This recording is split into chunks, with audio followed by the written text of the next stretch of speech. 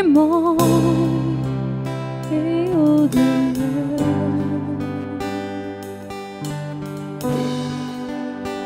Plus que tout ce que nous demandons, nous imaginons.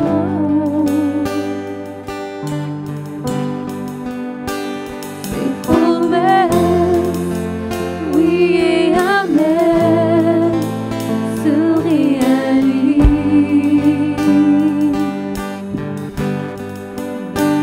Ta parole, toujours sûre et certaine, et s'accomplira.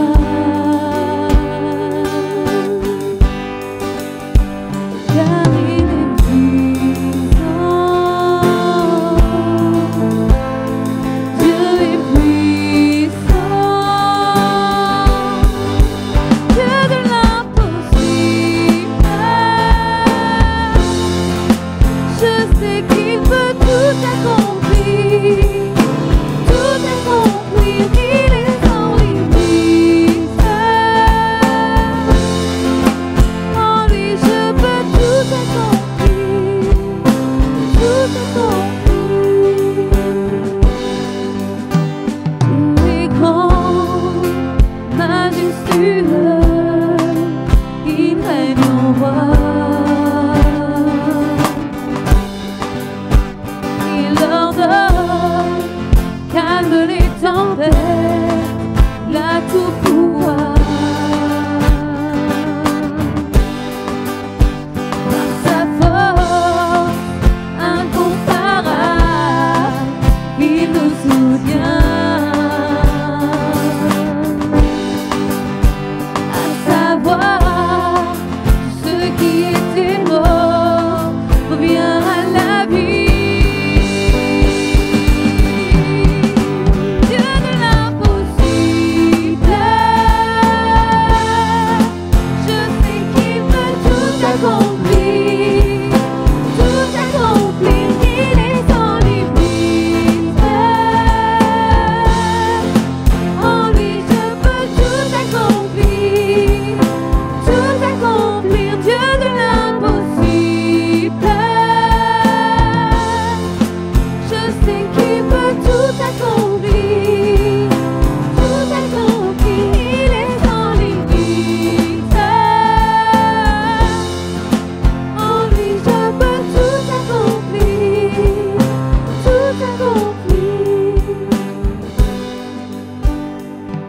Lui soit tout l'honneur, puissance et force, louange et gloire, jamais. À lui soit tout l'honneur, puissance et force, louange et gloire, jamais. À toi seul. À lui soit tout l'honneur, puissance et force, louange et gloire, jamais. Encore une fois. À lui soit tout l'honneur, puissance et force, louange et gloire, à jamais. Dieu de l'impossible. Alléluia. Je sais qu'il peut tout accomplir, il est sans limite. En lui je peux tout accomplir, Dieu de l'impossible. Je sais qu'il peut tout accomplir, il est sans limite. En lui je peux tout accomplir,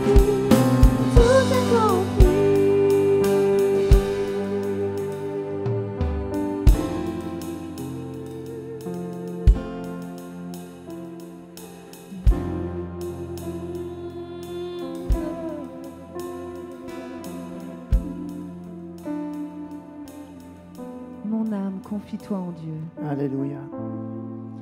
car de lui vient mon espérance. Alléluia. Oui, c'est lui qui est mon rocher, mon salut, Jésus.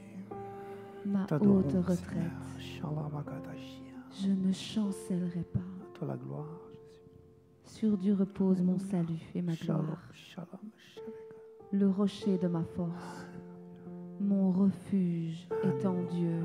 Merci Seigneur. En tout temps, peuple, confiez-vous en lui. Le Seigneur t'a fait des promesses. Et il est ce Dieu qui ne ment pas. Et peut-être ces promesses qu'il t'a faites, elles te semblent impossibles à réaliser. Et c'est parce qu'elles te semblent impossibles à réaliser qu'il n'y a que lui qui peut les réaliser. Le nom de Jésus est celui qui a autorité sur absolument tout. Le nom de Jésus est celui pour lequel nous sommes là ce soir. Celui qui nous a sauvés, qui a marqué l'histoire de l'humanité à tout jamais. Ce nom puissant dans chacune de nos vies, digne de gloire, d'honneur, parce qu'il est celui qui est Alpha, Oméga, commencement et fin. Seigneur, tu règnes à tout jamais. Reçois la louange de nos cœurs.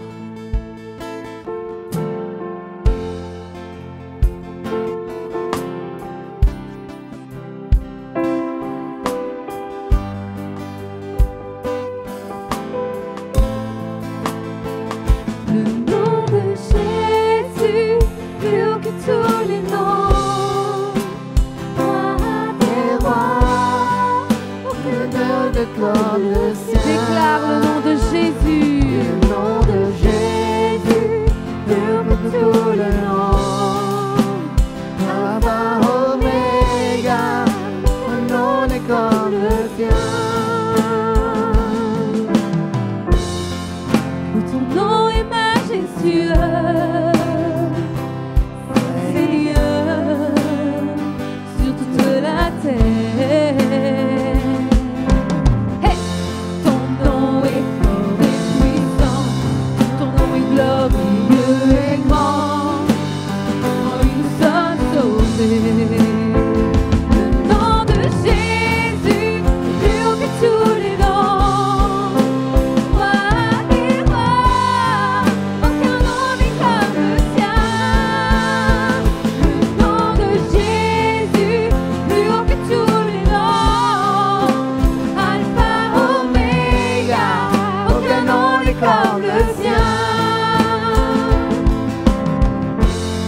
Son nom est comme un doux parfum, versé sur mon âme, sur mon âme. En ton nom, nous surmontons tout. En ton nom, nous avons la victoire. Son nom est tout puissant. Le nom de Jésus, plus haut que tout le nom. Roi des rois, aucun nom n'est comme le sien. Le nom de Jésus, plus haut que tous les noms. Alpha, Oméga, aucun nom n'est comme le sien. Aucun autre nom, aucun autre nom n'a vaincu la mort que Jésus-Christ le ressuscité. Nous l'élevons plus haut. En son nom, je tout péchis. En son nom, tout homme est sauvé. Nous invoquons son nom. Le nom de Jésus, plus haut que tous les noms. Roi des rois, aucun nom n'est comme le sien. Le nom de Jésus, plus haut que tous les noms. Alpha, Oméga, aucun nom n'est comme le sien. Et ensemble on proclame Jésus, Jésus, Jésus, Jésus, oh Jésus, Jésus,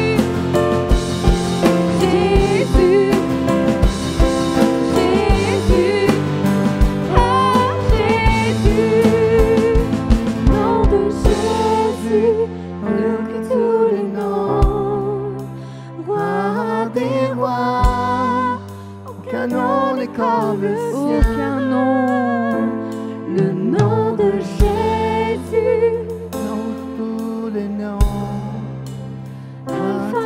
Oméga, aucun nom n'est comme le sien. Aucun autre nom.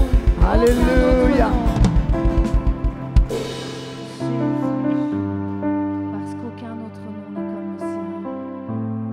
Seigneur, nous voulons t'adorer, Jésus. Alléluia.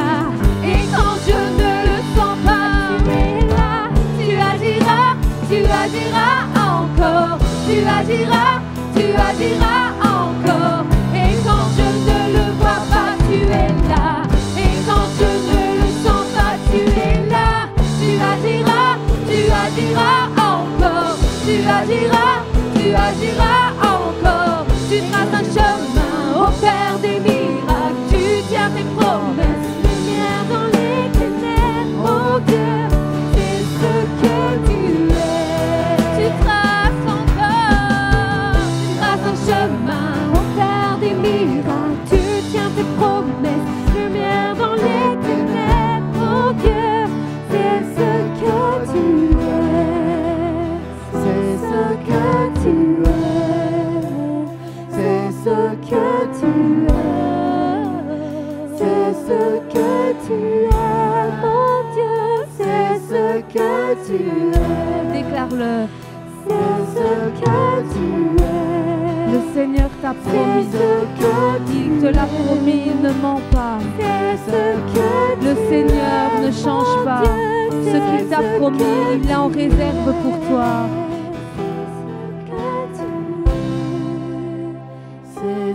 Nous voulons louer celui qui est, celui qui trace un chemin, qui a une destinée pour chacun d'entre nous. Je te loue, Seigneur, parce que tu n'as pas changé, parce que, Seigneur, tu m'as fait des promesses. J'en ai déjà vu se réaliser. Et, Seigneur, j'en verrai encore. J'y crois, parce que tu es celui qui ne change pas, celui qui ne ment pas, celui qui tient les promesses qu'il fait, celui qui voit un avenir merveilleux pour chacun d'entre nous, parce que tu as des projets de vie pour nous, Seigneur. Tu es celui qui ne change pas. Nous voulons le proclamer. Et quand je ne le vois pas, tu es là. Et quand je ne le sens pas, le Seigneur est toujours là. Tu agiras encore. Tu agiras encore. Et quand je ne le vois pas, tu es là. Et quand je ne le sens pas, tu es là. Tu agiras encore. Tu agiras encore.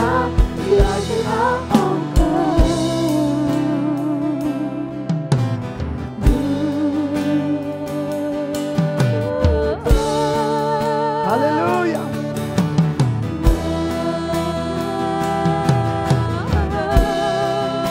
Oh, la loué, shalom,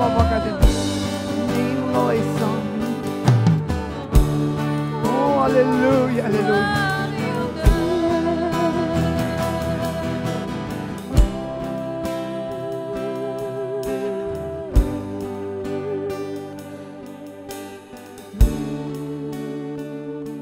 Oh, louange et gloire à ton nom, Seigneur.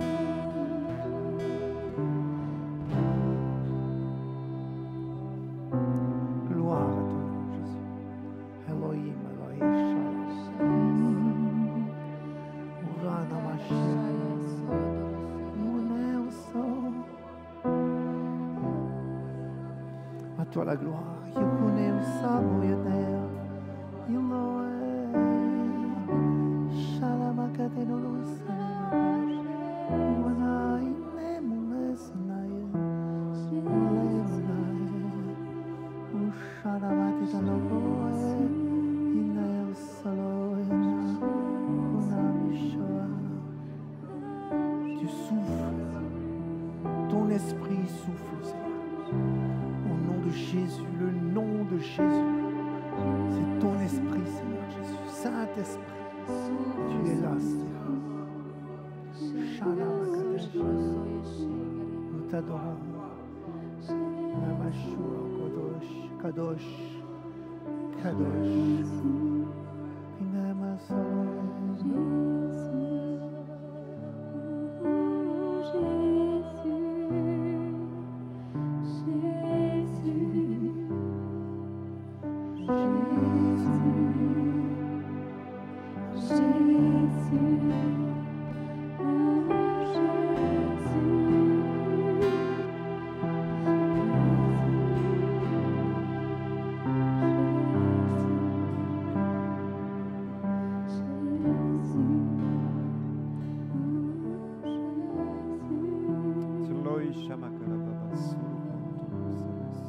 Béni soit ton nom.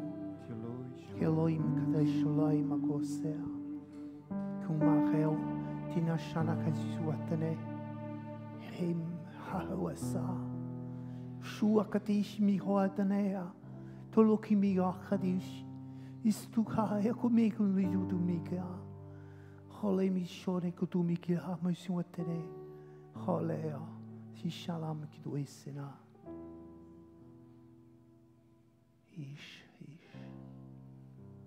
Hoes. Kodash.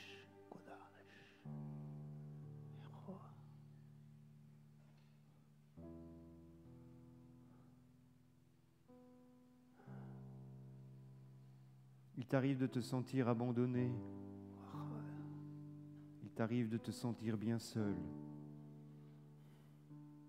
Et pourtant, tu ne l'es pas puisque j'ai promis que je serai là, chaque jour, à chaque instant. Peut-être qu'il est possible que parfois tu crois que je suis absent. Tu crois que je ne suis pas là, que je m'occupe des autres et pas de toi. Sache que j'ai un regard fixé sur toi, une oreille attentive, un cœur tout grand ouvert à tes prières et à tes supplications. Je suis là et je le resterai. Et même quand tu ne me vois pas, ou quand tu ne me ressens pas, mets ta foi en action et fais en sorte que cette promesse et ce fait que j'ai dit, lorsque j'ai dit que je serai chaque jour avec toi, je ne manquerai pas un seul jour. Et ce sera jusqu'au bout, jusqu'à la fin, jusqu'au moment où tu viendras vers moi, où je viendrai vers toi. Mais sache que je suis ce Dieu fidèle à ses promesses, dit ton Dieu.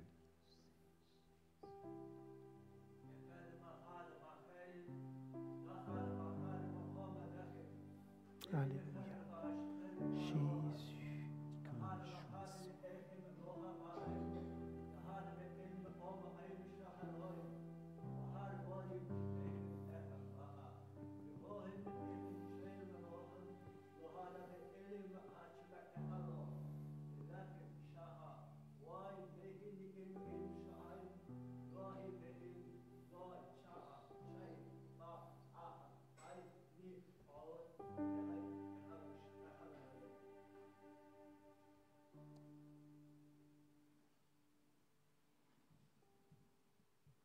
Pourquoi plies-tu tes genoux sur ce que ne doit pas être? Pourquoi meurtris-tu ton cœur comme cela alors que je veux te soutenir? Relève-toi, car moi je ne t'écrase pas, je te relève. Je viens pour te fortifier, pour te libérer. Viens, viens, ne te meurtris pas comme cela, ça ne me plaît pas. Relève-toi, relève-toi, crois en mon sacrifice entièrement, j'ai tout payé, tu n'as rien à payer. Viens simplement vers moi, je m'abaisse vers toi en ce moment et je touche ton âme, exprès pour te faire comprendre que c'est moi qui viens devant toi. Voilà ma choix.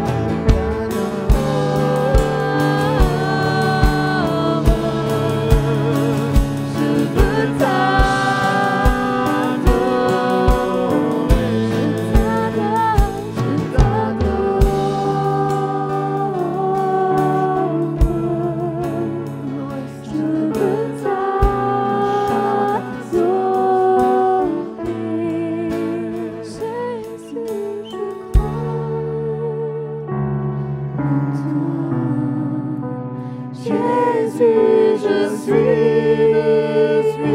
suis à toi. Tu es ma raison de vivre, ma raison de chanter de tout mon cœur.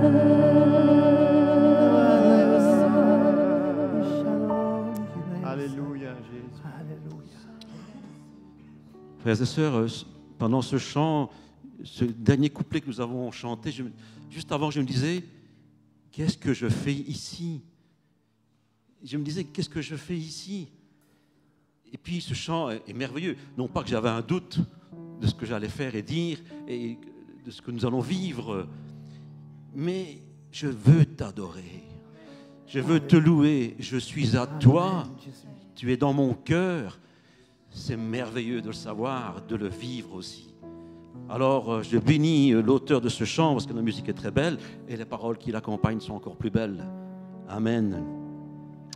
Et puis, je ne fais jamais sans venir au culte, sans prendre un moment, même si parfois le matin, c'est pas très long, c'est un peu plus long quand c'est l'après-midi, le culte de l'après-midi, pour venir au culte et remettre vraiment ce culte dans les mains du Seigneur. Amen. Mon culte, et j'espère que vous avez l'occasion de le faire. Parfois, c'est compliqué si vous avez des petits-enfants, il faut courir partout. Mais et pendant cette prière, cet après-midi, j'avais cette parole tirée de Luc, en Luc 22. Et au verset 15, Jésus dit, c'est la Pâque, et ce verset m'est venu, j'ai désiré vivement manger cette Pâque avec vous avant de souffrir. Car je vous le dis, je ne mangerai plus jusqu'à ce qu'elle soit accomplie dans le royaume de Dieu. Et je me suis fait quelques réflexions et je me disais, mais enfin, ce repas, on sait que c'est la Pâque juive qu'il fête. Et la première Pâque, il y avait 4 coupes, par exemple. Et au temps de Jésus, ce n'était plus que 3. Enfin, ça, c'est historique, c'est pas grave. Et quelque part, on ne nomme pas quelle coupe il va prendre à ce moment-là. Si c'est la première, si c'est celle du milieu, si c'est celle de la fin, ça n'a pas d'importance. On en cite 2 coupes. Et puis, mais il a vraiment cette attention pour ses disciples. Il est content d'être avec ses disciples. Et c'est la dernière fois qu'il va manger et boire avec ses disciples. Et la coupe suivante, il ne le boira pas, mais il va l'offrir à ses disciples. Prenez cette coupe et distribuez-la entre vous, car je vous le dis, je ne boirai plus désormais de ce fruit de la vigne jusqu'au jour où j'en boirai de nouveau avec vous dans le royaume de mon Père. Et là, c'est une promesse. Il ne prend plus la coupe avec ses frères, je vais dire, avec ses disciples, mais il fait une promesse que la prochaine qu'il boira, ce sera avec lui dans le royaume.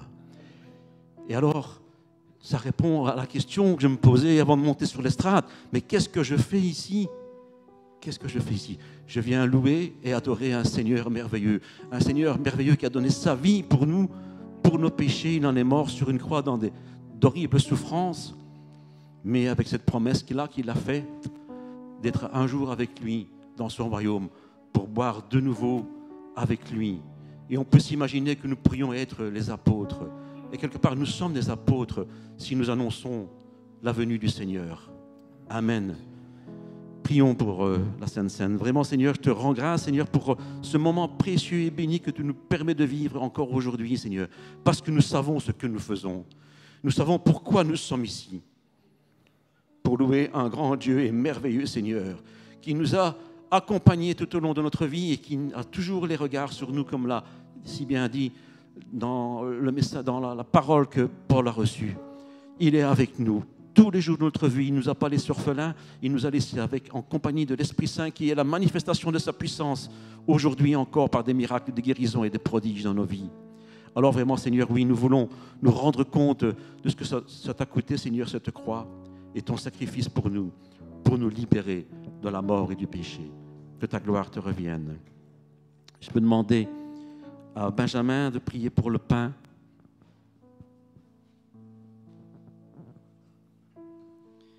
Seigneur mon Dieu, je vais tout te rendre grâce, Père. Seigneur, merci pour ton corps, Seigneur, ton corps cloué à la croix, Seigneur. Seigneur, merci pour ce sacrifice si précieux, Seigneur Jésus. Seigneur, tu as effacé nos péchés, Seigneur mon Dieu. Tu as pris, Seigneur, tous nos fardeaux, Seigneur, sur tes épaules, Seigneur mon Dieu. Nous sommes déchargés, Seigneur mon Dieu. Tu as pris les fardeaux du monde, Seigneur mon Dieu. Père, je te prie, Seigneur, pour ce pain, Seigneur, qui nous rappelle, Seigneur, chaque jour, Seigneur, chaque semaine, cette alliance, Seigneur, cette promesse que tu nous as faite, Seigneur, de revenir, Seigneur, nous chercher. Merci, Père éternel. Amen. Amen. Prenons tous ensemble le pain.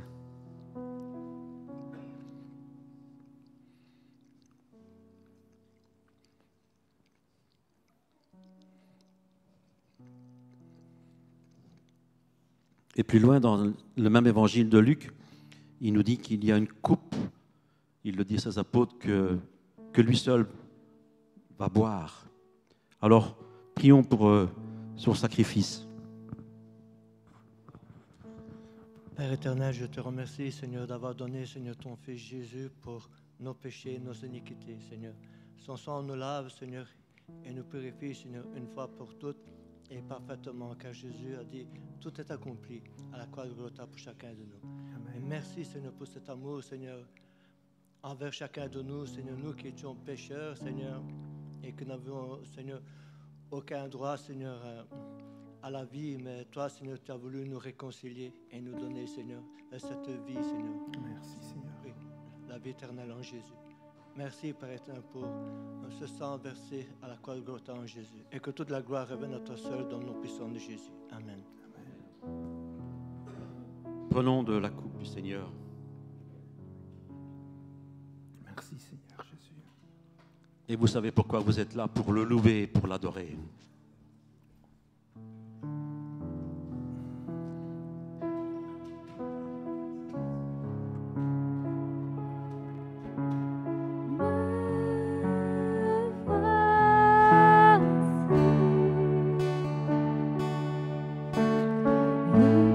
Oui, devant ta face, libre par le don de ta grâce.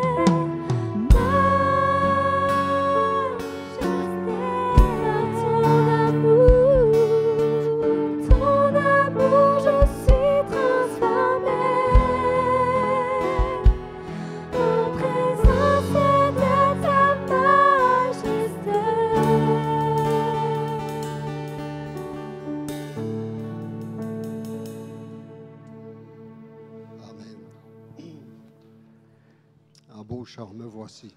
Amen. Le frère Alain a dit qu'est-ce que je fais ici. Mais ici, nous voici devant la grâce et la majesté de Dieu. Et au début du culte, Carlo a dit nous sommes à la fin de cette année-ci. Et ce matin, après que je m'étais lavé, fait ma toilette, je pensais un passage dans l'Écriture. Et il y a ce mot qui est venu dans ma tête comme ça, Ebenezer. Et je cherchais dans quel passage c'était. Et vous voyez que Dieu est vraiment bon. Il m'a même donné le passage. C'est dans 1 Samuel chapitre 7. C'est le peuple d'Israël qui a subi une grande défaite par les Philistins. Et Samuel a dit de se purifier, de purifier le peuple. Le peuple s'est purifié. Ils ont prié Dieu, ils ont invoqué Dieu. Et l'Éternel a agi contre les Philistins. Et c'est pour vous dire, frères et sœurs, que Ebenezer veut dire pierre du secours. Et Samuel, quand il a fait l'Holocauste, il a pris une pierre et il en a fait un monument. Il a dit, jusqu'ici l'Éternel nous a secourus. Amen. Et nous sommes à la fin de l'année, frères et sœurs, et l'Éternel nous a secourus. Amen. Dans tous les domaines de notre vie, aussi bien dans les épreuves de la vie, dans la maladie, dans tout ce que nous pouvons traverser, le Seigneur nous a secourus. Et c'est quelque chose que je veux vous dire, c'est de toujours s'appuyer sur le Seigneur. Comme il a été dit aussi, le frère l'a dit, je suis tous les jours avec vous. Et bien souvent, comme le dit mon frère Paul, on ne réalise pas que le Seigneur est tous les jours avec nous, notre secours. Pour nos bien-aimés qui sont sur le net, il y a un numéro de compte qui va s'afficher sur le cadran. Et pour nous qui sommes ici, nous pouvons dire, Seigneur, tu as été notre secours toute cette année-ci. Et nous voulons te glorifier, non seulement, Seigneur, par les dons, mais avec un cœur reconnaissant, avec un cœur plein d'amour, Seigneur, parce que je peux dire, Seigneur, je n'ai manqué de rien cette année-ci qui s'achève. Et sûrement que l'année prochaine qui va s'arriver, qui va commencer, eh ben, nous pouvons compter sur le secours de l'Éternel. Amen. Que le Seigneur vous bénisse. Amen. Tu vas prier, mon frère? Si je veux, oui, je vais bien. Seigneur mon Dieu, je veux tous les te rendre grâce, Père. Je veux te rendre grâce, Père, parce que toute cette année, Seigneur, tu as pourvu à mes besoins, Seigneur. Je n'ai jamais manqué de rien, Seigneur mon Dieu. Tu ne m'as jamais laissé, Seigneur, sans un toit. Tu ne m'as jamais laissé, Seigneur, sans nourriture sous ma table, Seigneur mon Dieu. Et aujourd'hui, Père, avec ce même cœur rempli de joie, Seigneur, ce cœur reconnaissant, Seigneur, pour tout ce que tu as fait durant cette année, Seigneur, je m'en remets à toi, Père. Seigneur, comme a dit Jacob, Seigneur, te remettre 1/10 de mes biens, Seigneur. Oui, Seigneur, c'est avec ce cœur, Seigneur, sincère et reconnaissant que je veux, Seigneur, te rendre ce qui t'appartient, Seigneur, ce qui t'est dû. Toute la gloire te revienne, Père. Amen.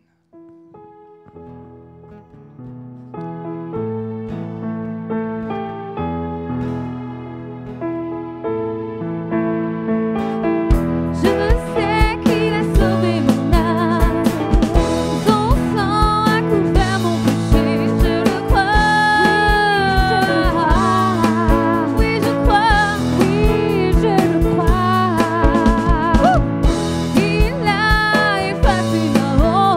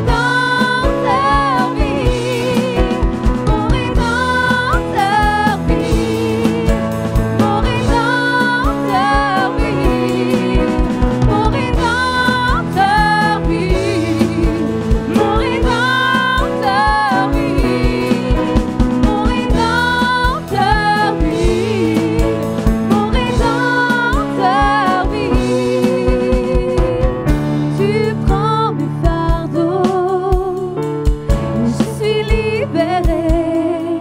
Je monterai sur la montagne afin de voir ton royaume. Mon Rédempteur vit, mon Rédempteur vit, mon Rédempteur vit, mon Rédempteur vit, mon Rédempteur vit, mon Rédempteur vit, mon Rédempteur vit, mon Rédempteur vit, il vit. Alléluia.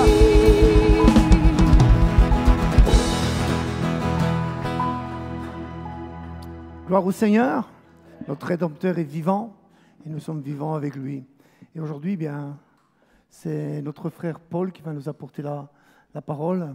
Que le Seigneur le bénisse et qu'il nous bénisse à travers ce qu'il a mis sur son cœur.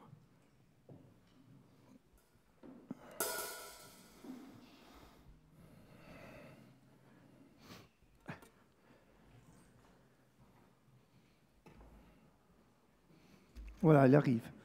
J'arrive. Gloire au Seigneur. Est-ce que vous allez bien? Amen. Je vais très bien.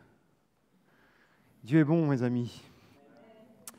Et c'est peu de le dire, le Seigneur fait de belles choses, de belles et de grandes choses. Et vraiment, on remercie Dieu pour ce qu'il réalise au sein de son peuple, au sein de ses communautés, au sein de son Église. Et je parle de l'Église avec un grand E, non pas des églises locales, mais dans l'Église vraiment universelle, où Dieu est en train de faire des choses extraordinairement magnifiques. Oh, je croyais que vous alliez dire Amen. Alors pour vous encourager, nous avons eu notre concert de Noël à l'Église Nouvelle Saison, et vraiment béni Dieu, nous étions 80 personnes, et pour la majorité, il y avait au moins 80% d'inconvertis. Et des gens ont été touchés, visités, bénis. Et c'est ce que nous voulons pour cette Église naissante, c'est que Dieu se manifeste et que Dieu fasse éclater sa gloire au niveau de Gosselies. Vraiment, on remercie Dieu de tout notre cœur de cette implantation et de la manière dont Dieu dirige les choses. Et vraiment que les prémices sont beaux. Espérons que ça se poursuive et ça se continue par la grâce du Seigneur. On va bientôt avoir, nous avons déjà eu une présentation d'enfants, j'en ai encore une en janvier et une en février. Et puis par la grâce de Dieu, nous aurons une session de baptême l'année prochaine aussi. Et on veut être biblique. Alors pas que je déteste les baptistères, loin de là, mais dans un hôtel c'est compliqué. Alors on fera ça au barrage de l'Odeur, Dieu voulant. On l'a déjà fait dans les temps passés. Et certains s'en souviennent d'ailleurs, certains sont passés par là. Et dans le lac de l'Odeur, espérons qu'il fasse bon et qu'il fasse chaud. Mais ça, ce n'est pas moi qui décide, c'est le Seigneur. Mais qu'importe, Dieu est grand, Dieu est bon. Et ce soir, eh bien, je voudrais, pour terminer ce dernier culte de l'année, eh bien, vous parler d'un bilan. J'ai donné comme titre « Dresser un bilan ». Dresser un bilan. Vous savez que dans chaque société, eh bien, l'entreprise et le chef d'entreprise va convoquer tous ses managers et dans différents postes, eh bien, ils vont devoir rendre des comptes, ils vont devoir, eh bien, dans leur management, pouvoir dire quel est leur bilan, qu'il soit positif ou négatif. Alors, je ne veux pas traiter l'Église comme une entreprise, loin de là, mais chacun de nous, eh bien, nous avons à dresser un bilan de cette année. Vous êtes d'accord avec moi ? Jésus lui-même a dressé un bilan de son ministère. Dans Jean 17, ce n'est pas mon thème ce soir, ce n'est pas mon texte de base, Jésus dira « l'heure est venue ». C'est-à-dire qu'à un moment donné, il commence à faire un récap de son ministère, de ses 3 ans et demi passés avec ses disciples, et il va dire « Père, que ton nom soit glorifié ». Il va commencer à énumérer toutes sortes de choses. Il va dresser un bilan. Alors, à plus forte raison, si mon maître a dressé un jour un bilan au niveau de son ministère, eh bien, à nous aussi, en tant qu'enfants de Dieu, nous puissions dresser et que ce bilan, alors je veux taper sur personne, Et Dieu ne frappe sur personne. Il veut simplement mettre en évidence peut-être des lacunes que nous avons pu faire cette année ou dresser comme bilan, alors qu'il soit négatif ou positif. Le but, mes amis, c'est d'aller de l'avant. Amen. On voit qu'on est vendredi soir hein, et que... Amen. On va se lever ensemble et on va demander la bénédiction sur la parole du Seigneur. Vous voulez bien? Seigneur, tu bénis ta parole. Tu bénis ces instants que nous allons passer devant toi. Tu ouvres nos cœurs et tu nous donnes d'être réceptifs à celle-ci. Tu me donnes la possibilité de la porter avec simplicité, comme tu me l'as donné. Seigneur, afin de transmettre le message que Dieu a déposé sur mon cœur. Tu bénis chacun de ceux qui sont là. Seigneur, et tu nous fais du bien ensemble devant ta parole. C'est ce que nous te demandons, Père, dans le puissant et merveilleux nom de Jésus. Amen. Gloire au Seigneur, vous pouvez reprendre place, dresser un bilan. Je voudrais parler d'un personnage biblique ce soir, et c'est Ézéchias. Et nous allons sans plus tarder ouvrir nos Bibles dans 2 Rois au chapitre 20, et nous allons lire les 8 premiers versets de cette vie d'Ézéchias, ou en tout cas d'une portion de la vie d'Ézéchias. Il nous est dit, en ce temps-là, Ézéchias fut malade à la mort. Le prophète Isaïe, fils d'Amoz, vient auprès de lui et lui dit « Ainsi parle l'Éternel, donne tes ordres à ta maison, car tu vas mourir et tu ne vivras plus. » Ça a toujours été quelque chose qui m'a interpellé, je fais une parenthèse. C'est pas qu'il se répète, il enfonce le clou, Isaïe. Tu vas mourir, ben oui, tu ne vivras plus. C'est clair. Ézéchias tourna son visage contre le mur et fit cette prière à l'Éternel. « Ô Éternel, souviens-toi que j'ai marché devant ta face avec fidélité et intégrité de cœur et que j'ai fait ce qui est bien à tes yeux. » Ézéchias répandit d'abondantes larmes. Ésaïe, qui était sorti, n'était pas encore dans la cour du milieu lorsque la parole de l'Éternel lui fut adressée en ces termes. « Retourne et dis à Ézéchias, chef de mon peuple, ainsi parle l'Éternel, le Dieu de David, ton père, j'ai entendu ta prière. » C'est du rapide, hein? Vous ne trouvez pas? C'est du rapide, hein? Dieu n'est pas sourd. Dieu n'est pas sourd à nos prières. « J'ai vu tes larmes, voici je te guérirai. Le 3e jour, tu monteras à la maison de l'Éternel. J'ajouterai à tes jours 15 années. Je te délivrerai, toi et cette ville, de la main du roi d'Assyrie. Je protégerai cette ville à cause de moi et à cause de David, mon serviteur. » Ésaïe dit, prenez une masse de figues. On la prit et on l'appliqua sur l'ulcère. Et Ézéchias guérit. On pourrait se dire, waouh, quel beau texte.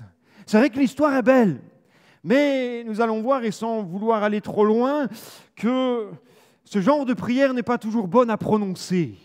Et je ferme la parenthèse, on va y revenir. Ce chapitre que nous pouvons lire dans son entièreté, je vous invite à le faire à la maison, eh bien, nous renferme la maladie et la guérison d'Ézéchias. La Bible nous dit qu'Ézéchias était un roi de Juda. Il régna 25 ans et ce fut un jeune roi.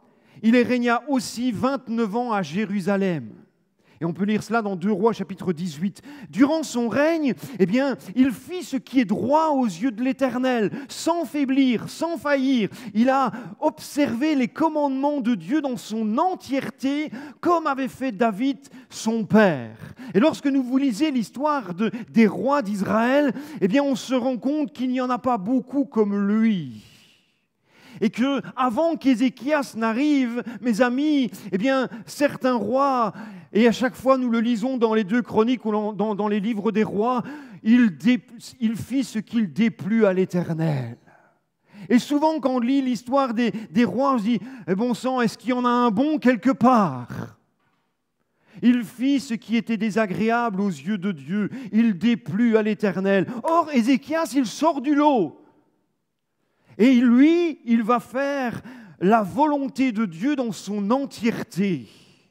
Dans son entièreté. Il va le servir avec dévouement. Et au début de son règne, il va réparer, purifier le temple, rebâtir le culte, réorganiser le sacerdoce et célébrer une Pâque solennelle qui n'avait plus été faite depuis bien longtemps.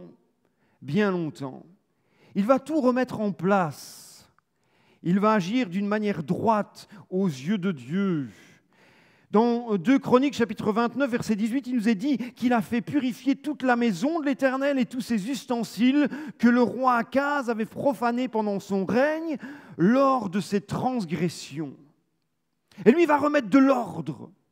Il va tout rétablir. Parfois, certains n'ont pas détruit les hauts lieux.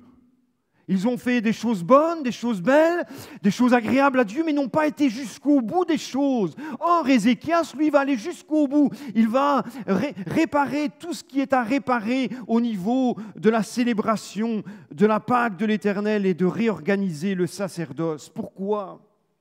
Parce que Ézéchias savait très, très bien une chose, mes amis, que Dieu avait horreur de l'idolâtrie.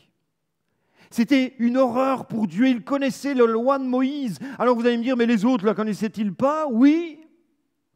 Oui, ils la connaissaient. Mais ce n'est pas pour autant que l'on connaît sa Bible qu'on est chrétien. Ce n'est pas pour autant que l'on lit la parole de Dieu, que l'on est enfant de Dieu. Ce n'est pas pour autant qu'on connaît des choses que l'on est pour autant obéissant. C'est pas vrai ? Eh oui, et Ézéchias, lui, va faire toute la différence. Il connaissait la loi de Moïse, un Dieu où Dieu avait dit de ne pas se faire des idoles, de ne pas les élever de statues, de stèles et de ne pas placer dans le pays aucune figurine de pierre pour se prosterner devant elle, car l'Éternel est Dieu. Est Dieu. Il ne peut pas y avoir quelque part de choses qui prennent la place du Seigneur. Vous êtes d'accord avec moi ? Dieu doit avoir la primauté dans nos vies. Amen. Dieu doit avoir la priorité numéro 1 dans ma vie. Et si je fais de Dieu ma priorité, eh bien, il va me bénir au-delà de mes espérances si je cherche Dieu d'abord. D'ailleurs, Jésus dira, cherchez d'abord le royaume de Dieu et sa justice. Occupez-vous, et je le dis souvent, occupez-vous de Dieu et il s'occupera de vous. Et si je m'occupe des choses de Dieu, il va s'occuper des miennes. Bien mieux que si je le faisais moi. Eh oui, bien mieux que si je le faisais moi. Dans le Lévitique au chapitre 26, verset 1er, Dieu dira, vous ne vous ferez point d'idole, vous ne vous élèverez ni image taillée ni statue, et vous ne placerez dans votre pays aucune pierre ornée de figures pour vous prosterner devant elle, car je suis l'Éternel, votre Dieu. Ézéchias lui va tout détruire. Les autels, les temples païens dressés sur les hauts lieux, abattis les statues, mis en pièces, même le serpent d'airain qu'avait fait Moïse, qui était devenu un objet d'idolâtrie. Des choses qui avaient été auparavant bénéfiques pour le peuple devenaient idolâtres.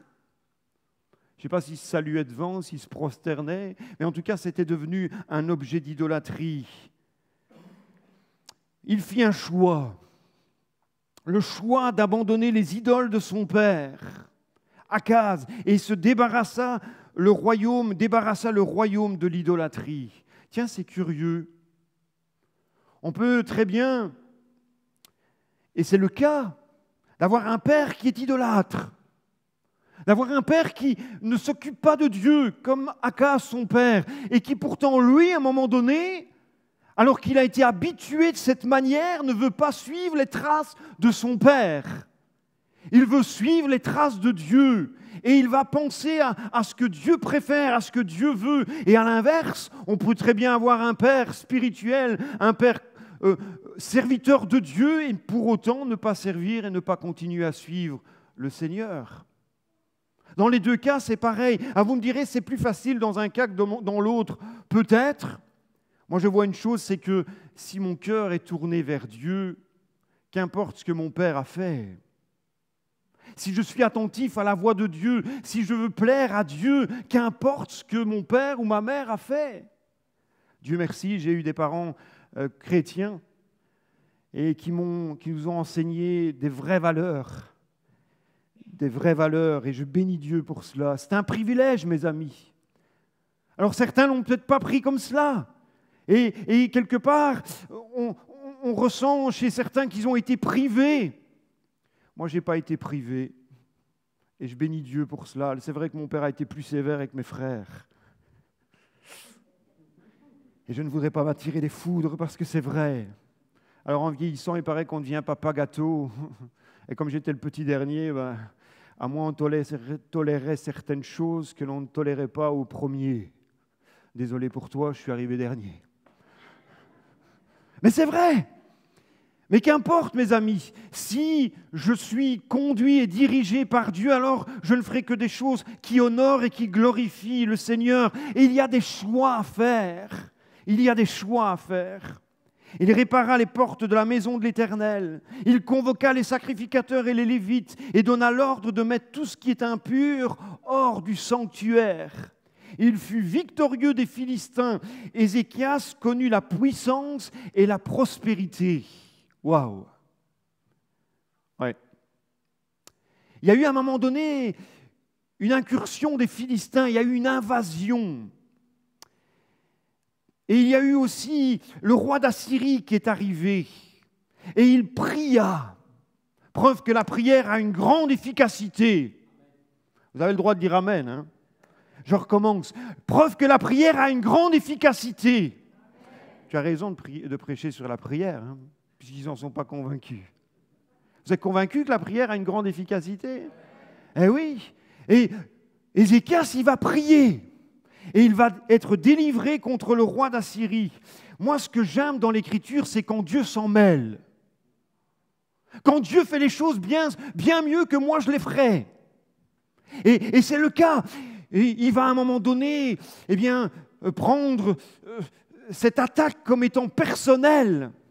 Et il va être attristé, et nous pouvons le lire dans 2 Rois au chapitre 19, versets 14 à 19. Ézéchias prit la lettre de la main des messagers, il la lut, puis il monta à la maison de l'Éternel et la déploya devant l'Éternel. Alors, je m'imagine, frères et sœurs, qu'il rentre dans la maison de Dieu avec la lettre du roi d'Assyrie et qu'il la jette comme cela devant l'autel, devant le trône de Dieu, en se genouillant et en demandant la grâce de Dieu pour son peuple. C'est ce que fait tout bon leader. C'est vrai, c'est ce que fait tout bon leader. Et voyez-vous, il adressa cette prière. Éternel Dieu d'Israël, assis sur les chérubins, c'est toi qui es le seul Dieu de tout le royaume de la terre, c'est toi qui as fait les cieux et la terre. Éternel, incline ton oreille et écoute. Éternel, ouvre tes yeux et regarde. Entends les paroles de Sanchérib qui a envoyé Rabchaké pour insulter le Dieu vivant. Il est vrai, ô Éternel, que les rois d'Assyrie ont détruit les nations et ravagé leur pays. Tu es bien informé, Ézéchias. Hein? Et qu'ils ont jeté leurs dieux dans le feu, mais ce n'était point des dieux. C'était des ouvrages de main d'homme, du bois et de la pierre, et ils ont été réduits à rien.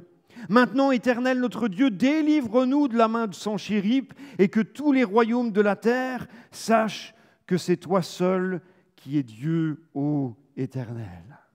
Prière extraordinaire. Et voyez-vous, ce que j'aime dans cette prière, c'est quand, je le disais il y a un instant, Dieu prend les choses en main.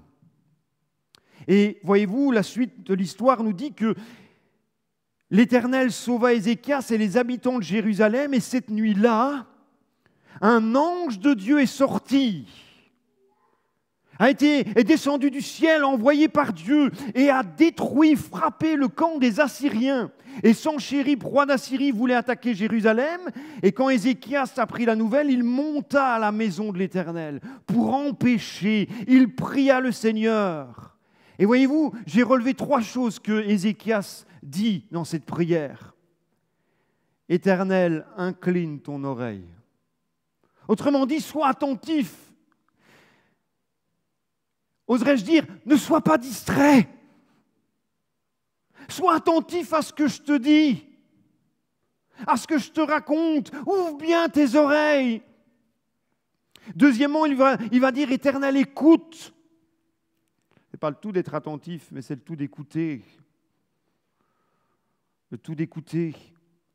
Et troisièmement, il doit dire, Éternel, ouvre les yeux et regarde. Regarde ce qui se trame. Regarde ce qui se manigance. Regarde ce qui risque d'arriver si tu n'interviens pas. Entends les paroles de Sanchérib. Et dans 2 Rois au chapitre 19, verset 35, Dieu enverra son ange et va frapper le camp des Assyriens. 185 000 hommes, un ange, un seul. 185 000 hommes mourront en une seule nuit.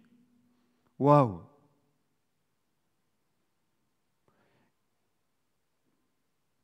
Quand Jésus va dire qu'une légion d'anges pourrait arriver pour le sauver, vous saisissez? Une légion d'anges. Déjà avec un seul, il y en a 185 000 qui meurent en une seule fois. Waouh! Je me dis, mes amis, et c'est même minime en disant ces choses, quel Dieu puissant j'ai. Quel Dieu puissant j'ai, qui envoie un ange et qui détruit 185 000 hommes en une seule nuit. Et quand ils se sont levés le matin, voici, ils étaient tous morts. Les Proverbes dira ceci, Dieu écoute la prière des justes. Et mon ami, mon frère, ma sœur, à chaque fois que tu pries, eh bien Dieu écoute et entend ta prière. Il faut que tu en sois convaincu que Dieu est attentif au moindre cri, à la moindre alarme que tu émets. Dieu écoute la prière des justes. Proverbes chapitre 15, verset 29. Alors oui, Ézéchias connut de grands événements dans sa vie. Et l'Écriture nous dit dans 2 Rois chapitre 18, verset 7, que l'Éternel fut avec Ézéchias qui réussit dans toutes ses entreprises.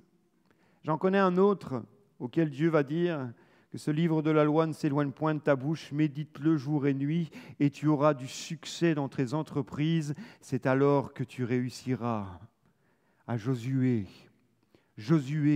Dieu va lui dire ceci. Et on voit que, eh bien, pour enfoncer le clou de ce que je viens de dire, lorsque je m'occupe de Dieu, il s'occupe de moi et de mes affaires. Et quand il va me faire prospérer et réussir dans les entreprises, mes entreprises. Confie-toi en l'Éternel de tout ton cœur. C'est la Bible qui le dit. Confie-toi en l'Éternel de tout ton cœur. Alors pourquoi est-ce qu'il a réussi ? Eh bien parce qu'il a choisi d'observer les commandements que l'Éternel avait prescrits à Moïse. Et vous savez, nous avons été certainement, et cette année, conduits à faire des choix. Et l'on peut admettre que ce n'est pas toujours facile de faire le bon choix, de celui qui est judicieux, de celui qui est raisonnable, de celui qui est juste, celui qui va me permettre de grandir avec Dieu, de grandir et d'aller plus loin avec le Seigneur. D'ailleurs, ce que Dieu veut, c'est que nous puissions grandir avec lui. Vous êtes d'accord avec moi ?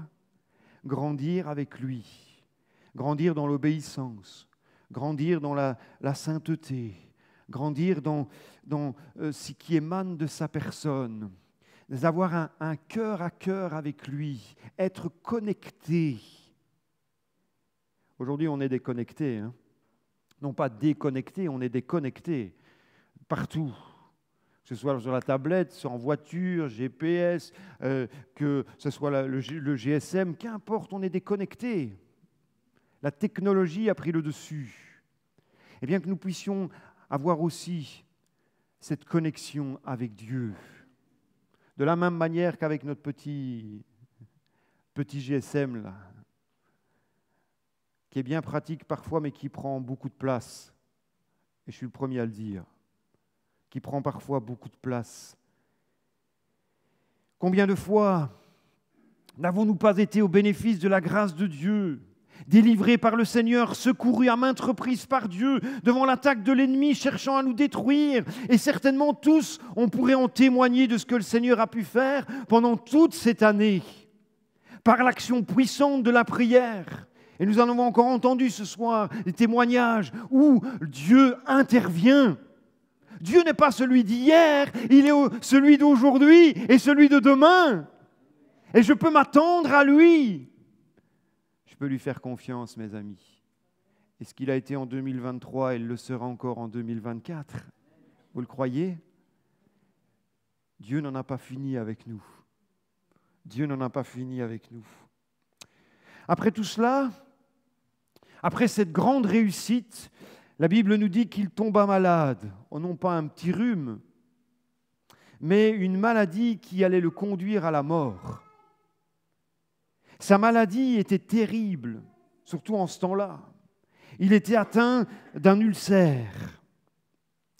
Et le texte nous montre que, effectivement, l'annonce du prophète était claire.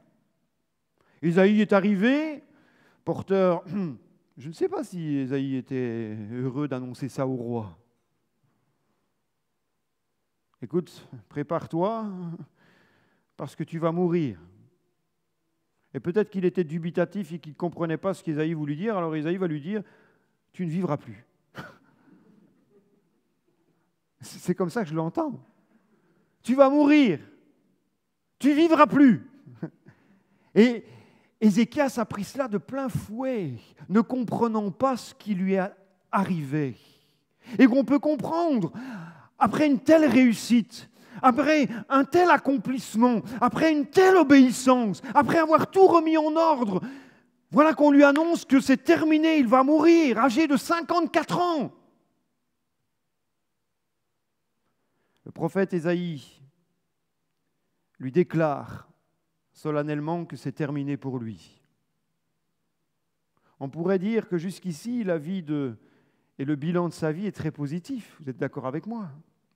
Qu'il a obéi, a été fidèle, a observé les préceptes, a servi le Seigneur avec droiture de cœur, il fit ce qui est droit aux yeux de l'Éternel, il répara, purifia le temple, rétablit le culte, réorganisa le sacerdoce, célébra une Pâque solennelle, il détruisit les autels et les temples païens, abattit les statues, bref, et il fut même victorieux sur ses ennemis. On aurait tendance à dire qu'un 10 sur 10, Ézéchias. Après avoir accompli tout cela, eh bien maintenant c'est fini. Ouais. Il tomba malade. J'en entends dire d'ici, et peut-être moi le premier, après tout ce qu'il a fait pour Dieu. C'est pas vrai? Ça c'est humain. Hein? Et j'en ai entendu dans les temps passés. Après tout ce qu'il a fait pour le Seigneur, voilà ce qu'il mérite. C'est pas juste. À juste titre, je suis d'accord avec vous, c'est pas juste. Mais Dieu connaît notre avenir. Il y en a qu'un qui est d'accord. Dieu connaît notre avenir. Il est souverain. Permettez-moi de vous dire qu'il fait ce qu'il veut. C'est lui le chef. C'est lui le maître. Et s'il a décidé qu'aujourd'hui c'est la fin de mes jours, eh bien c'est comme ça. Et je ne peux rien y faire. Je n'ai plus qu'à abdiquer et à dire, comme Job, l'Éternel a donné, l'Éternel a repris, que le nom de l'Éternel soit béni. Ah oui, ça c'est facile à dire, hein, quand tout va bien. C'est plus compliqué quand ça va mal. Allez dire une parole comme ça au roi Ézéchias, tu sais, l'Éternel a donné, l'Éternel a repris, ben voilà. Ouais, ça c'est bien, toi tu es en bonne santé. Tout va bien pour toi. Tu souffres de rien. On ne t'annonce pas que tu vas mourir. Quand les choses se retournent contre nous, c'est à ce moment-là qu'on se dit « Oula, c'est facile de dire ces choses-là. » Oui. Difficile à se les appliquer, vous êtes d'accord avec moi? Et oui, bien sûr. Souvenons-nous que Dieu fait ce qu'il veut. Et je réitère mon propos, j'enfonce le clou. Dieu fera toujours ce qu'il veut. Pour notre bien. Et on va le voir, que Dieu savait d'avance ce qui allait arriver. Alors, voyez-vous, lui, Ézéchias, il n'abdique pas. Il dit, bon, ben, ça va, ok, je me prépare, je me mets dans mon lit, et puis j'attends. Non, il va prier. De nouveau prier. Pourquoi? Parce qu'il sait que Dieu est quelqu'un qui écoute, et quelqu'un qui a souvent l'a exaucé. Et il sait que cette fois-ci encore, à force d'arguments, eh bien, il va incliner le cœur de Dieu, parce qu'Ézéchias connaît Dieu. Est-ce que je connais Dieu? Et je sais qu'il est capable de faire des choses extraordinaires, ou est-ce que c'est de la théorie? Est-ce que vraiment je me les applique en disant, quand je dis que Dieu est bon, Dieu est réellement bon? Quand je dis que Dieu est grand, je ne sais pas ce que je dis parce qu'il est tellement plus grand que ce que je ne peux imaginer ou penser. Mais connaissons Dieu, mes amis, et qu'il est le seul capable d'intervenir là où ça paraît fini, terminé. Il va rappeler à Dieu ses souvenirs. Rappelle-toi, Seigneur, ma fidélité. Rappelle-toi mon intégrité de cœur. Rappelle-toi la pratique du bien que j'ai pu faire au sein de ton peuple.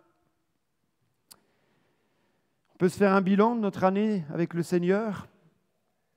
Est-ce que j'ai été fidèle à l'Église en toutes choses? Est-ce que j'ai été fidèle? Est-ce que je me suis consacré à la prière, à l'intercession? Est-ce que j'ai été fidèle à la parole de Dieu? Est-ce que je l'ai lu? Même les textes les plus ennuyeux. J'écoutais une prédication cette semaine de Reinhard Bonnke. J'aime beaucoup cet homme. Et à un moment donné, il dit qu'il était un dimanche après-midi, qu'il préparait la réunion du soir et généralement, il ne se laisse pas embêter par personne parce que lorsqu'il se prépare, il explique ça. Et il dit, à un moment donné, eh bien, le Seigneur me dit, ouvre ta Bible. Et donc, il écoute la voix de l'Esprit, et puis il lit sa Bible, et puis il va dans les Chroniques. Et je vous assure, c'est lui qui explique ça. Et puis, Chroniques, c'est pas possible. Quel bien je vais me faire en lisant les Chroniques. Engendra, et il engendra encore. Les 9-10 premiers chapitres, c'est l'horreur. Et les gens, les chrétiens, souvent, on les passe. Moi, je les lis. Avec difficulté, mais je les lis. Je dis, quand j'arrive au 9e chapitre, je dis, merci Seigneur. À pouvoir passer à autre chose maintenant. Et il ne comprenait pas, il disait au Seigneur, mais pourquoi est-ce que tu me fais lire cela? Et waouh, vous allez comprendre pourquoi Dieu lui a fait lire cela. Parce que chaque nom qui était nommé dans l'Écriture était quelqu'un connu de Dieu et quelqu'un aimé de Dieu. Et lorsqu'il a dit cela, je fais waouh. Et quand il lisait engendra, le Saint-Esprit lui mettait le doigt dessus en disant, celui-là je l'aime, celui-là aussi, celui-là aussi. Chaque personne connue de Dieu et aimée de Dieu. C'est pas beau ça? Eh oui, mes amis. Alors même les textes les plus ennuyeux, vous lirez peut-être les Chroniques d'une autre manière maintenant. On comprend ses larmes. Il s'était distingué par son zèle pour le service de Dieu et sa sévérité contre l'idolâtrie, lui qui avait marché comme nul autre sur les traces de David son père. On peut comprendre ses revendications. C'est pas juste.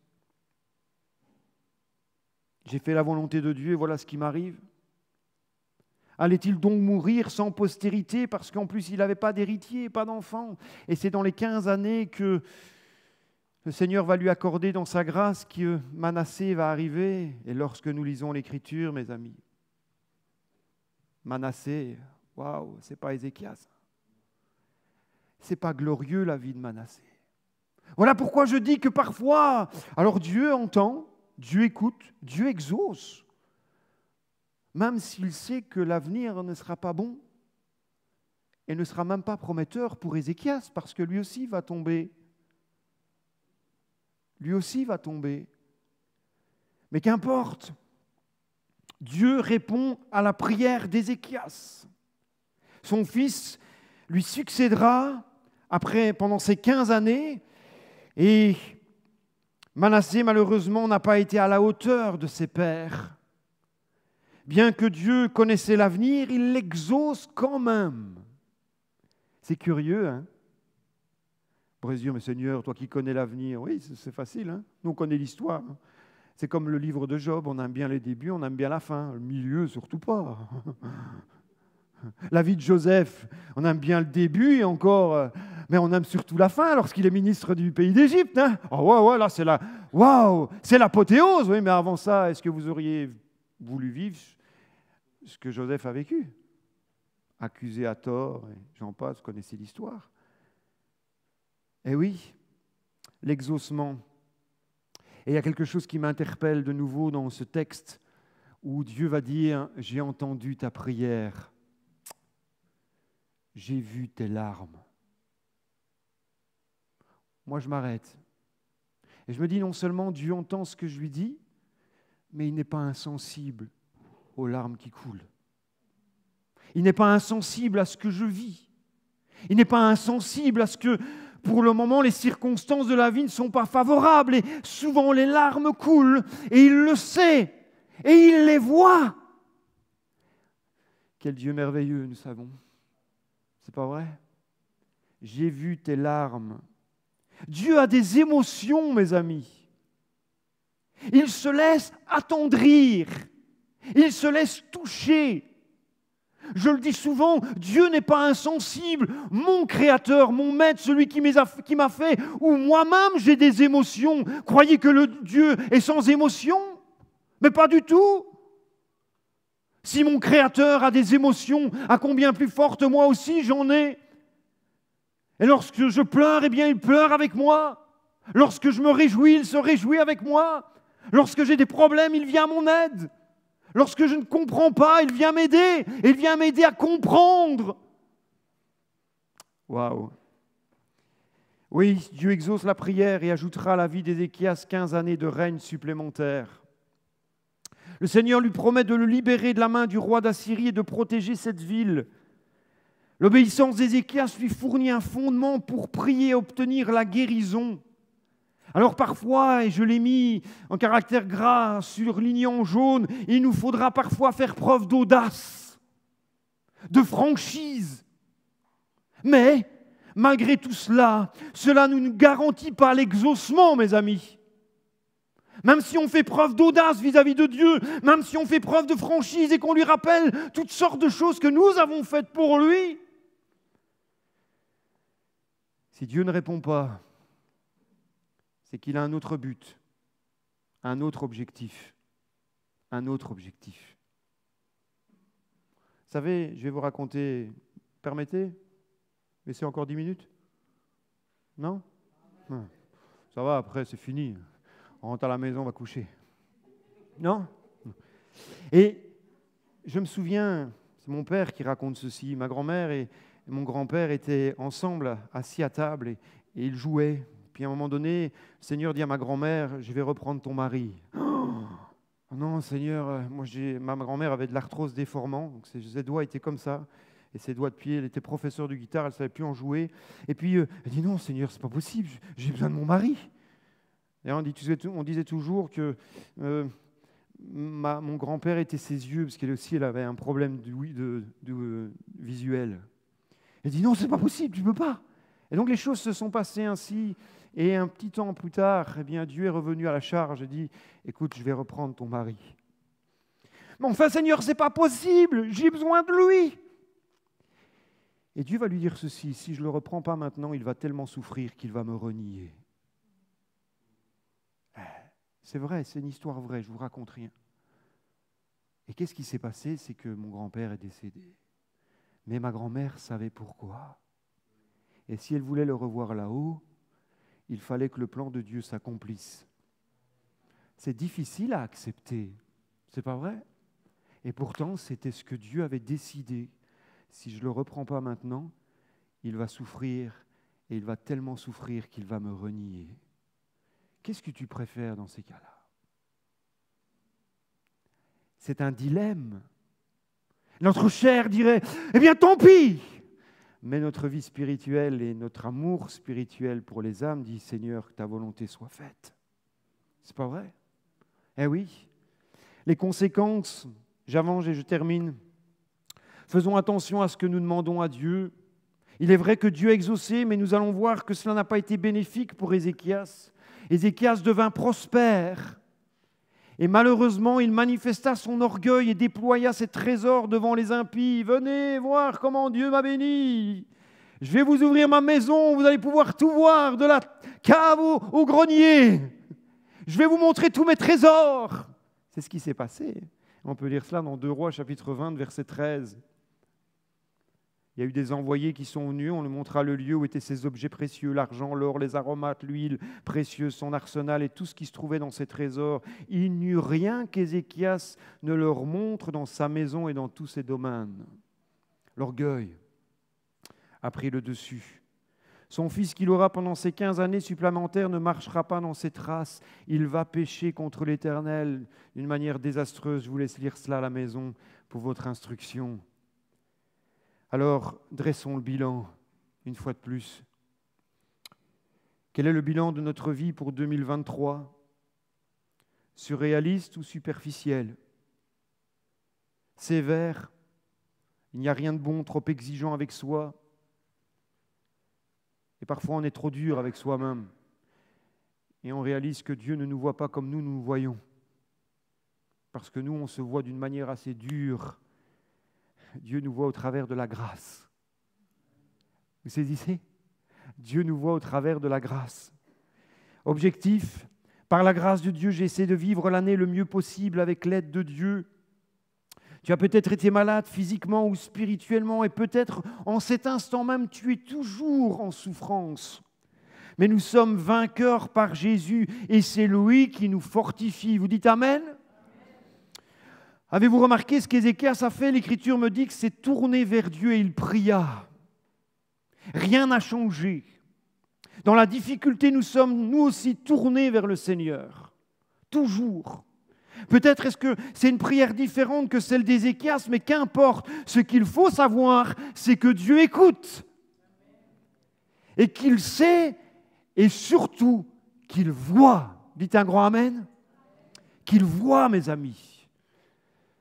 Et maintenant, comment devons-nous marcher à l'exemple d'Akaz, d'Ézéchias ou de David ? Akaz en faisant ce qui est mal aux yeux de l'Éternel, Ézéchias qui rétablit l'ordre, et David qui n'est pas parfait. Mais j'aime me calquer sur lui parce que la Bible me dit que c'était un homme selon le cœur de Dieu. Et que Dieu puisse trouver en nous des hommes, des femmes, avec un cœur comme Dieu le voit, selon le sien. Je veux conclure, je vais demander au groupe de revenir. Quel est notre but à atteindre pour 2024 ? Le désir d'avancer, d'aller plus loin avec Dieu, de progresser spirituellement. Sachons prendre de bonnes résolutions pour cette année nouvelle qui est devant nous. Faire des promesses à Dieu, attention, promesses. Oui. Ce sera la dernière chose que je casserai dans l'église, je suppose, avant de partir. Il y avait une branche qui titillait ma jambe. Sachons aller plus loin, progresser avec Dieu. Vous êtes d'accord avec moi ? Qui est-ce qui est d'accord avec moi ?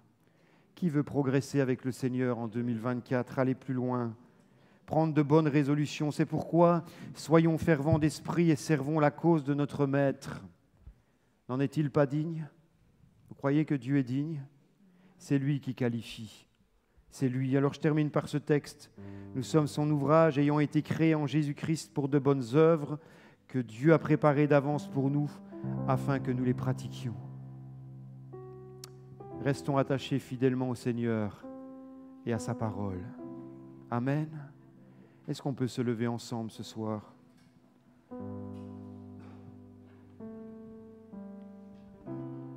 Seigneur, merci pour ta parole. Merci parce que certainement elle nous touche.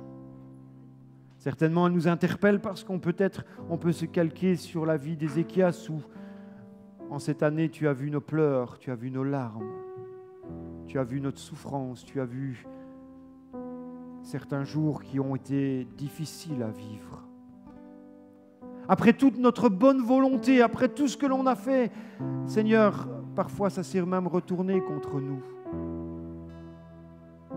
Mais heureusement que tu es là à nos côtés et tu as séché les larmes. Tu es venu par ton esprit mettre un baume sur les cœurs parce que tu as entendu nos prières. Tu as pris note dans ton ciel de ce qui se passait et tu es venu à notre secours. Et peut-être même certains souffrent encore aujourd'hui. Et je veux prophétiquement dire que les choses vont s'améliorer, que les choses vont changer, que tu as entendu la prière et que tu descends pour intervenir maintenant, que tu vois les besoins des uns et des autres, les problèmes familiaux, les problèmes dans les couples, les problèmes dans les familles, les maladies qui frappent nos enfants, nos bien-aimés, tous ceux, Seigneur, que nous aimons et pour laquelle nous te prions. Nous pouvons dire en vérité que tu es celui qui entend, que tu es celui qui écoute et tu es celui qui intervient. Je bénis ton nom, Seigneur, et je te loue. Merci de bénir mes bien-aimés, mes frères, mes sœurs. Ce soir, nous nous attendons à toi une fois de plus. Veuille nous bénir ensemble, Père, dans le nom précieux de Jésus. Amen. Est-ce qu'on peut chanter ce chant? Mon secours est en toi. Comme il l'a été en 2023, il le sera aussi en 2024. Notre secours est toujours en lui, mes amis. Soleil me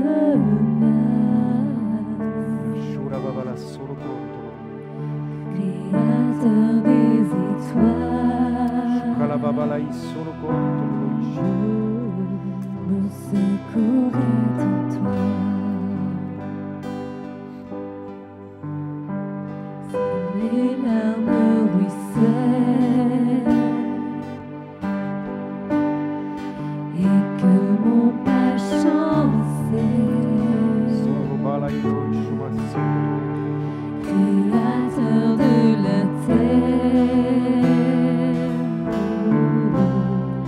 mon secours est en toi.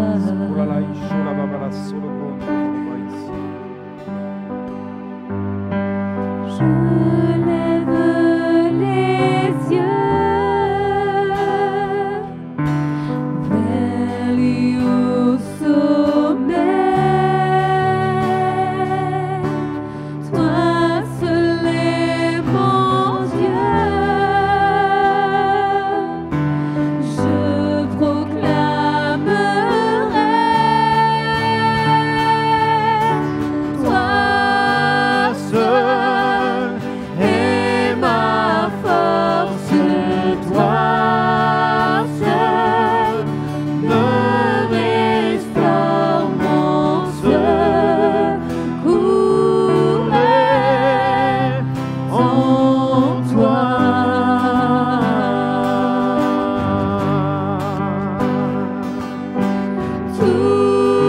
Toujours tu me portes, jamais tu ne dors, mon secours est en toi.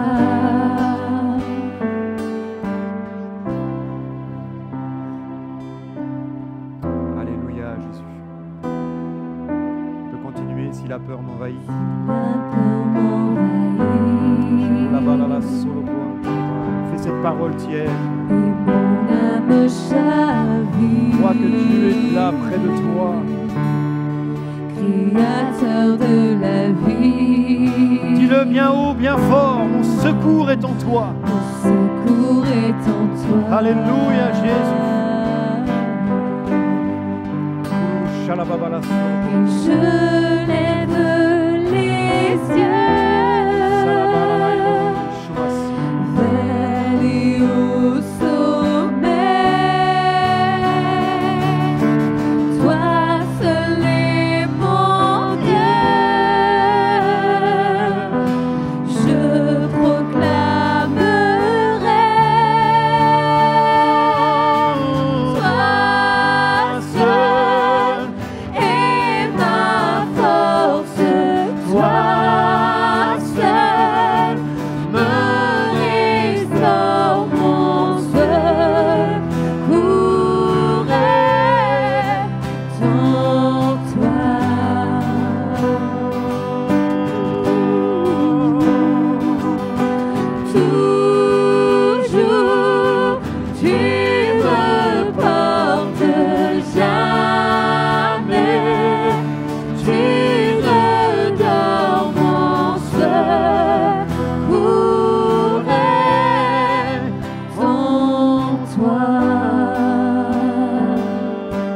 Chantons ma victoire, alléluia.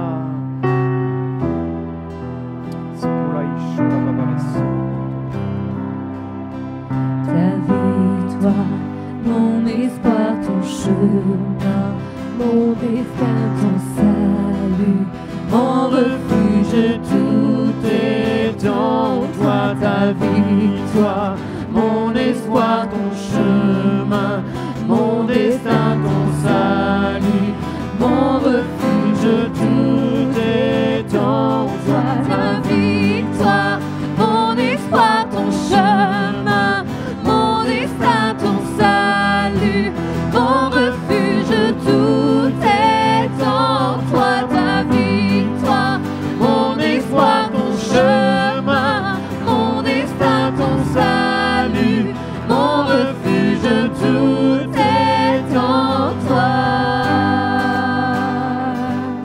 Alléluia, béni soit ton nom, Seigneur.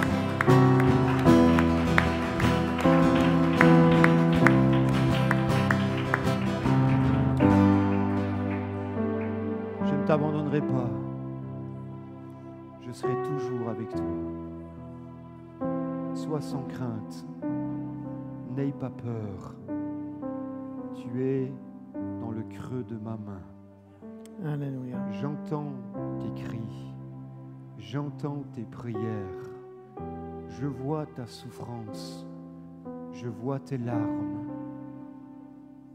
Et je viens à ton secours. Jésus. Dis ton Dieu. Que Dieu vous bénisse, mes amis. Que Dieu vous bénisse richement. C'était la dernière fois que je vous apportais le message. La prochaine fois, si vous voulez m'entendre, il faut passer par Tony pour qu'il m'invite. Alors Tony avait raison. Il y a deux choses lorsqu'on arrive ici à Ressé. C'est comme dans les ch'tis. Et il me l'avait dit quand je suis arrivé. Tu pleures quand tu arrives et que tu pleures quand tu repars. Vraiment, merci pour tout.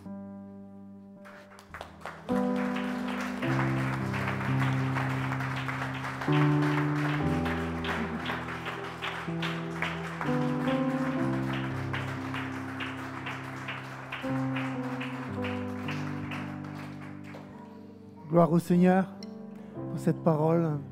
Que le Seigneur bénisse eh bien, ce couple, l'assemblée naissante à Gosselies. Amen. On peut prier un instant. Je me suis dit, je vais prier pour eux. Amen. Vous levez votre main.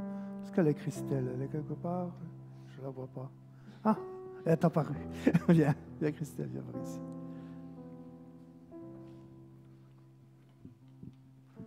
Voilà.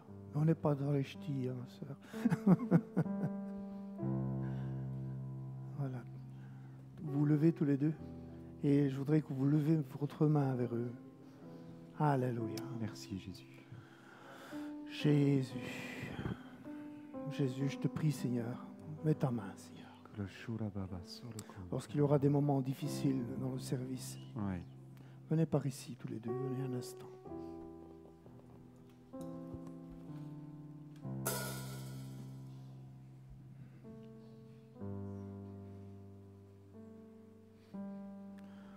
Il y a bien des années, Christelle, tu avais senti ma présence derrière. Amen. Mais c'était celui de l'Esprit. Seigneur, je te prie, levez vos mains vers eux. C'est l'Église qui prie. Il n'y a pas que Tony.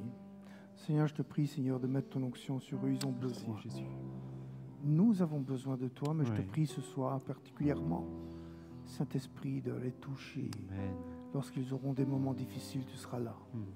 Lorsqu'il y aura des moments où il y a du travail, tu seras là. Seigneur. Amen. Alléluia. Tu seras là dans tous les moments où, Merci, Seigneur, mon Père. ils sont, Seigneur, dans le service. Merci de les fortifier, de les former encore et encore. Oui, Seigneur. Parce que nous avons besoin de ta grâce. Amen. Seigneur Jésus, bénis-les, Seigneur. Et le groupe, Seigneur, qui sont au travail à Gosselies. Merci Jésus. Bénis, Seigneur, ce témoignage. Amen. Et que, Seigneur, Seigneur, les portes du séjour des morts n'y prévoient point. Amen. Au nom de Jésus. Amen.